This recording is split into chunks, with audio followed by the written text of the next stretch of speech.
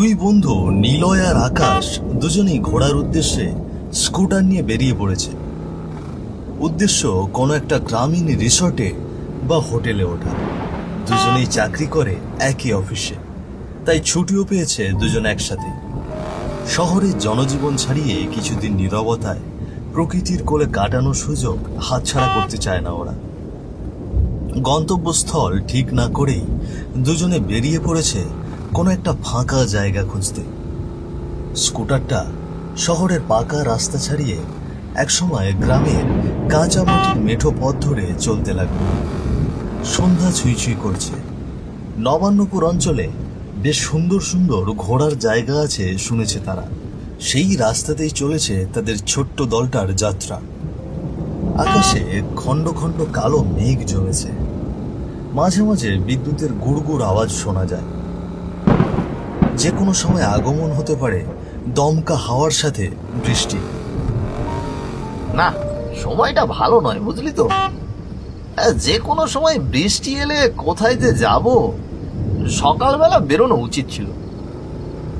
যা বলেছিস, ছাতাটাও আনতে বেমালুম ভুলে গেলাম। এবার বৃষ্টিতে কাক বেচা হয়ে ঘুরতে হবে আর কি। তা তোর পরিচিত কোনো হোটেল কি নেই যেখানে গিয়ে এক্ষুনি ওঠা যাবে? না রে, বসের কাছে শুনেছিলাম জায়গাটা বেশ সুন্দর। তবে ওসব কথা তো আর জিজ্ঞেস করা হয়নি। চল সামনে গিয়ে দেখি, কোথাও না কোথাও একটা হোটেল তো ঠিক জুটেই যাবে। এছাড়া আর কি করার? চল দেখাই যাক কি লেখা আছে কপালে। এত সময় আকাশ জুড়ে খণ্ড খণ্ড কালো মেঘেরা আইঢাই করছিল কখন বৃষ্টি হয়ে ঝরে পড়বে। সন্ধে গড়িয়ে যাওয়ার সাথে সাথেই শুরু হলো ঝোড়ো বৃষ্টি। দূরে কোথাও যেন বাজ পড়ার শব্দ হলো। আর এদিকে মাঝ রাস্তায় বিপদে পড়ল আকাশ আর নিলয়। বৃষ্টিতে প্রায় আধ ভেজা হয়ে দ্রুত স্কুটার ছোটাতে লাগলো তারা, শরীর আর স্কুটার বাঁচানোর জন্য কোনো একটা জায়গা খুঁজতে। ইতিমধ্যে বেশ খানিকটা ভিজে গেছে তারা। এই রে, যা ভয় পাচ্ছিলাম তাই হয়ে গেল। শিগগির আশপাশে কোথাও কোনো ছাউনি আছে কিনা দেখ, নয়তো এক্ষুনি কাক ভেজা হয়ে যাব। সঙ্গে জামা কাপড়, ব্যাগ, মোবাইল সব যাবে। তুই স্কুটার তাড়াতাড়ি চালিয়ে নিয়ে আমি দেখছি আশেপাশে কোনো ছাউনি আছে কিনা। আরে ওই তো দেখ একটা ছাউনি। চল ওখানে কি স্কুটারটাকে দাঁড় করা।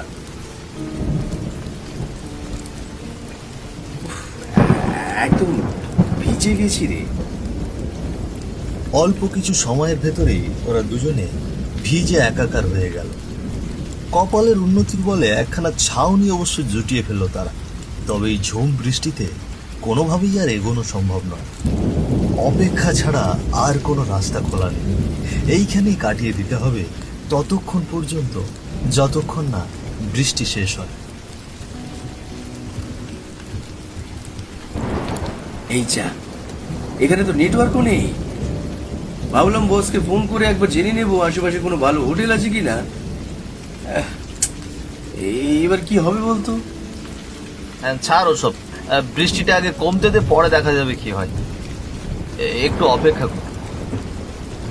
সন্ধে পেরিয়ে এখন প্রায় মাঝরাত। বৃষ্টি খানিকটা খান্তি দিয়েছে, তবুও দূরে গুড়গুড় করে মেঘের আওয়াজ এখনো শোনা যায়। রাস্তা কাদামাটিতে একাকার হয়ে গেছে। যাক বাবা, বৃষ্টি খানিকটা কমেছে। আকাশ তো পরিষ্কার হয়ে গেছে বোধ হয়। আর বৃষ্টি নামবে না হয়তো আজ, কি বলিস? সে ঠিক আছে, তবে ভেবে দেখেছিস এত রাতে কোনো হোটেল পাবো কিনা? একই গ্রাম, তার উপর এতটা রাত। এত রাতে কে জায়গা দেবে আমাদের? ঠিক বলেছিস। কিছুক্ষণ আগে দেখলাম এখনো নেটওয়ার্ক আসেনি। আর সম্ভবত এই গ্রামে নেটওয়ার্কের খুব সমস্যা আছে। চল কিছু দূর এগিয়ে দেখা যাক কি হয়। আর বৃষ্টি না এলেই হলো। স্কুটার নিয়ে আরো কিছুক্ষণ এগিয়ে যাওয়ার পর মস্ত একটা ডাক বাংলোর সন্ধান পেলে।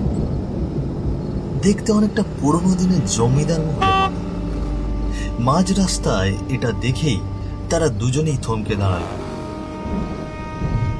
এই মাঝরাতে যদি এরকম একটা জায়গায় সামান্য একটু আশ্রয় মেলে তবে তারা হাঁপ ছেড়ে বাঁচে। সেই ভেবেই দুজনেই ডাক বাংলোর কাছে এগিয়ে গেল। দেখেছিস ভাই, কত বড় বাড়ি! বাড়ি কোথায়? এ তো দেখছি এক পেল্লাই ডাক বাংলো। তবে দেখে মনে হচ্ছে ভেতরে কেউ থাকে না, কোনো আলো নেই, একেবারে ঘুটঘুটে অন্ধকার। না থাকলে তো আমরা আজ রাতটা এখানে কাটিয়ে দিতে পারি। আর যদি কেউ থাকে তাহলে রাতে তাকে অনুরোধ করে আজকের রাতটা এখানে কাটিয়ে দেওয়ার বন্দোবস্ত করতে হবে। এই মাঝরাতে অন্য কোথাও তো থাকা সম্ভব নয়। আর ঠিক বলেছিস, চল তাহলে ভেতরে গিয়ে দেখি কেউ আছে কিনা।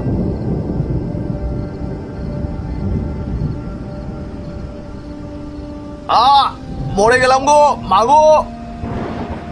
কি রে, কি হলো? পড়ে গেলে কিভাবে? কে যেন আমার পা টেনে ধরলো, কিছুই তো দেখতে পাচ্ছি না। না, কিছুই তো নেই এখানে। ওই পায়ে পা বেঁধে পড়ে গেছিস নিশ্চয়ই।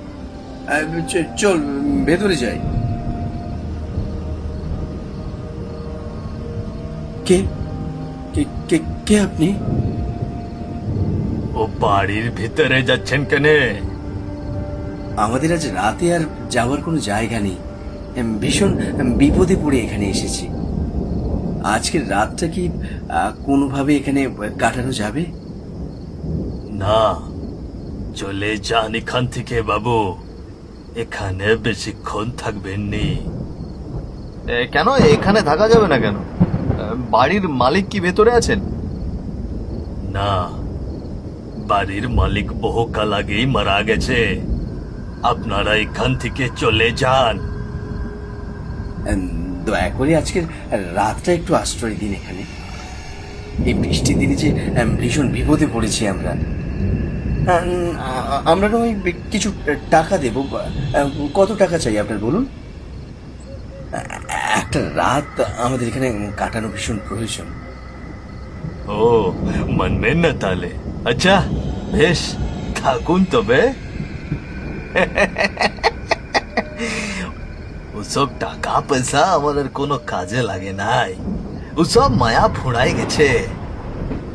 খুব উপকার করলেন কাকা, আজ রাতের আশ্রয়টা যে ভীষণ দরকার ছিল।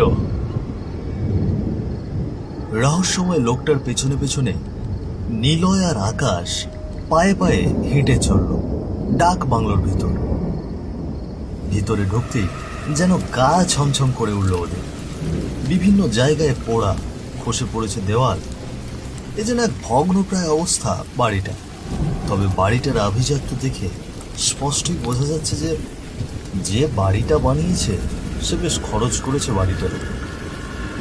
বাড়ির নকশা থেকে শুরু করে সমস্ত কিছুই বেশ উন্নত মানের ছিল এক সময়। বয়সের ভারে নয়তো কোনো দুর্ঘটনায় এই দুর্দশার শিকার হয়েছে বাড়িটা। তবে আপাতত ওদের দুইজনের রাত পার করার খানিকটা জায়গা হলেই চলবে, সেই ভরসায় এগিয়ে চলল তারা। কিছু দূর গিয়েই রহস্যময় লোকটি থেমে গেল।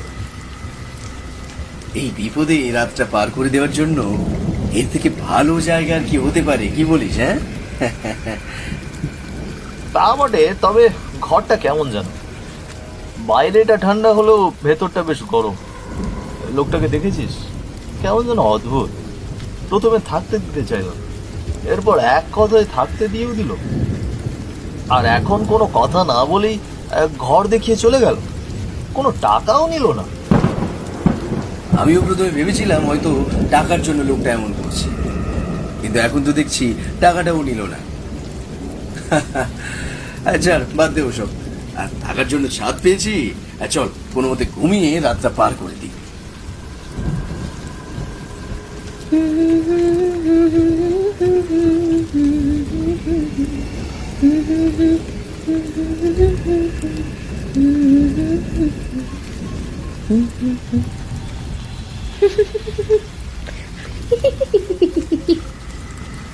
সারাদিনের অক্লান্ত পরিশ্রমের পর চোখ লেগে এসেছিল তাদের দুজনে, কিন্তু মাঝরাতে কি এক আশ্চর্য রকমের গুনগুন শব্দে চোখ মেলে তাকালো আকাশ। খানিকটা হতচকিত হয়ে উঠে বসল সে। তার ধারণা ছিল বাড়িতে শুধুমাত্র সেই বৃদ্ধ লোকটাই থাকে। এখন যে আওয়াজটা শুনতে পেল মনে হলো সেটা কোনো মেয়ে। কি ব্যাপার, আওয়াজটা কোত্থেকে আসছে? এই বাড়িতে কি অন্য কেউ থাকে নাকি? শুনতে পাচ্ছ? কি হলো, শুনতে পাচ্ছ তুমি আমার কথা? আশ্চর্য, এত রাতে কে কথা বলে? আর নীলয়কে একবার ডাকবো? না থাক, আমি বরং গিয়ে দেখে আসি। কে? আমার ইয়ে মানে আপনি বোধহয় ভুল করছেন। আসলে আপনি যাকে ভাবছেন আমি সে নই। আমি এই বাড়িতে থাকি না। কি থাকো না মানে? বলি এখন কি তোমার মজা করার সময়? শিগগিরই চলো আমার সাথে। দেখুন দেবী, আমি আপনার নামটি পর্যন্ত জানি না। আবারও বলছি, আপনার হয়তো কোথাও ভুল হচ্ছে। আমার নাম আকাশ। আপনার নাম কি? আকাশ? কিন্তু সে কি করে হয়? তুমি তো আমার কৃষ্ণ। তুমি কি ভুলে গেছো তোমার নিরুপমা কে? এখন আমায় আর ভালোবাসো না? কে কৃষ্ণ? আসলে আমি বিপদে পড়ে এখানে এসেছি, সাথে আমার বন্ধু এসেছে। এক রাত আশ্রয়ের জন্য এই বাড়িতে থাকছি। আমি কৃষ্ণ নই। আকাশ বিস্ফোরিত চোখে চেয়ে রইল নিরুপমার দিকে। মেয়েটা অট্ট হাসি হেসে উঠল। সে এক ভয়ানক হাসি। আকাশ মোটেও বুঝতে পারল না এই হাসির রহস্য কি, আর এখানে কি হচ্ছে, কে এই নিরুপমা, তার কিছুই বুঝতে পারল না আকাশ। প্রশ্নগুলো চেপে না রেখে জিজ্ঞেস করল সে, আপনি এই বাড়িতে থাকেন? না মানে আপনাকে তো এর আগে দেখিনি। আমরা ভেবেছিলাম এখানে আর কেউ থাকে না। আর ওই বৃদ্ধ মানুষটি আমাদের এখানে, যিনি হরিহর কাকা?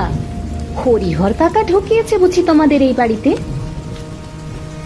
ও না, আসলে নামটা ঠিক জানা হয়নি। কোথায় যাব? কি বলছেন আপনি? এলেই বুঝতে পারবে। একবারটি এসোই না। এ কথা বলেই নিরুপমা হাঁটতে শুরু করল। উপায় না পেয়ে আকাশও তার পিছন পিছন হেঁটে চলতে লাগল। কি হচ্ছে কোনো কিছুই বোধগম্য হচ্ছে না তার। মেয়েটার পেছন পেছন যাওয়া উচিত হবে কিনা সেই দোটানায় পড়ে অবশেষে যেতে আরম্ভ করলো সে। মেয়েটা চুপ হয়ে সামনে এগিয়ে যেতে লাগলো। এমন সময় নিরুপমা একটা ঘরে গিয়ে থামল। কোনো কিছু বুঝতে না পেরে আকাশ ঘরটায় উঁকি দিয়ে যা দেখল তাতে তার হৃৎপিণ্ড যেন ছিঁড়ে হাতে চলে এলো। সে নিজের চোখে যা দেখছে সেটা যদি সত্যি হয় তবে এখানে খুব ভয়ানক কিছু ঘটে গেছে। আকাশ দেখল সামনে বসে বৃদ্ধ হরিহর, তার পাশেই এক যুবক মাটিতে পড়ে থাকা নিলয়ের লাশকে খুবলে খাচ্ছে। বিস্ফোরিত চোখে চেয়ে রইল আকাশ। নিজের চোখ দুটোকেও যেন বিশ্বাস হচ্ছে না এখন তার। মনকে বোঝাচ্ছে এটা ভয়ানক একটা দুঃস্বপ্ন, কোনো সত্যি নয়। সামনে দুটো লোক অবহেলায় খেয়ে চলেছে তার বন্ধুর শরীরকে। এ যেন কোনোভাবেই বিশ্বাসযোগ্য নয়। কিছুক্ষণ আগেও তো নিলয় তার পাশে শুয়ে ঘুমিয়েছিল। এটা কিভাবে সম্ভব? নিলয়?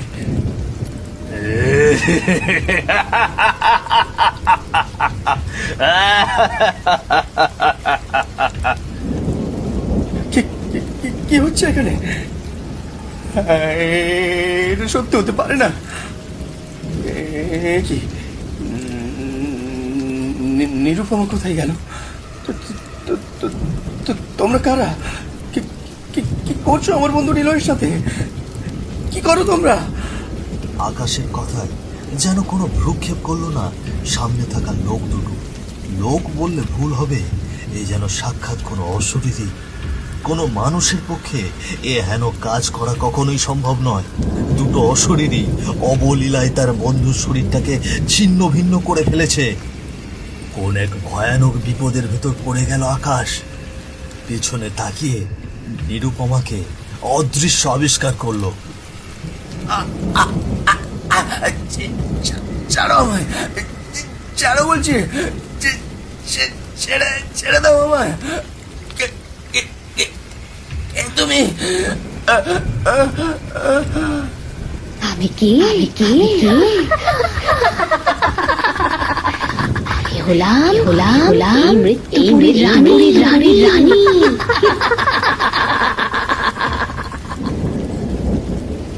আমাকে আমায় কেন মারছো? আমি আমি কি দোষ করেছি? আমার আমার বন্ধু কি দোষ করেছে?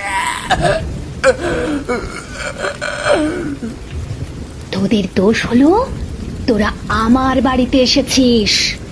মরতে তো তোদের হতোই।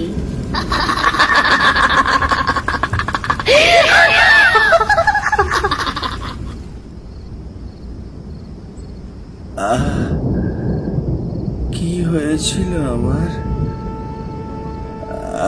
আপনি কে? বৃদ্ধ লোকটা ছিল জমিদারের কাজের লোক। নিরুপমাকে অজান্তেই নিজের মেয়ের মতন ভালোবেসে ফেলেছে। পৃথিবীতে আর কেউ ছিল না তার। নিরুপমার মৃত্যুতে সে ভীষণ কষ্ট পেয়ে খাওয়া দাওয়া ছেড়ে দেয়। একদিন সেও পৃথিবীর মায়া ত্যাগ করে চলে যায়। এরপর একদিন না, ছেড়ে দে আমায় বলছি, ছেড়ে দে।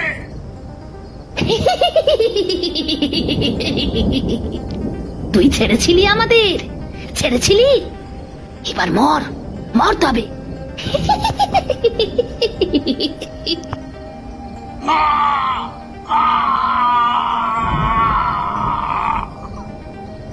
তবে আমার কি দোষ ছিল? আমি কেন আমার বন্ধুকে হারালাম?